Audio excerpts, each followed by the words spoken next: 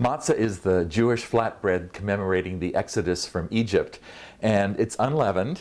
And to make it, it is really, really easy. You put into a mixing bowl 1 3/4 cups of flour mixed by the dip and sweep method, and then just gradually stir in 3/4 cup of room temperature water to make a dough that will hold together but is still slightly sticky. And as you add the water gradually, you'll notice the dough really looks very shaggy at first. But then it will eventually come together. And if it turns out that the dough doesn't come together, just add additional water by droplets until you get a dough that really holds together, just like this. Now, I'm going to test it because it should... Put it right here.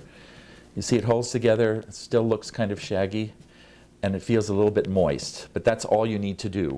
And then take a pastry scraper and then just divide the dough into 10 pieces.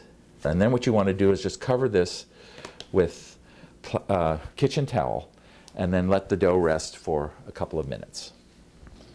Once the dough has rested for a couple of minutes, then take a piece of dough, keep the rest covered, and then you want to roll it out on a floured surface. And what I like to do is use a pastry canvas. A board works perfectly fine, but make sure that your surface is really liberally floured. And then with a ball-bearing rolling pin, use swift strokes going back and forth. You can turn the dough around. You can flip it over. And the idea is that you want to wind up with a very thin piece of dough that's about 1/32 of an inch thick. And it's an uneven shape. So there's the matzah. It's very thin, very sheer. You can almost see right through it. And then get it onto a baker's peel or any kind of board that you can use to slide into the oven. And then you want to dock it, meaning prick it with a fork all over. And I have this tool here, which looks like an instrument of torture, but it really does the job. And then I'm going to bake it on a baking stone. So I have a baking stone here in the oven. I'm going to just slide this in, and it bakes for 2 to 2.5 minutes.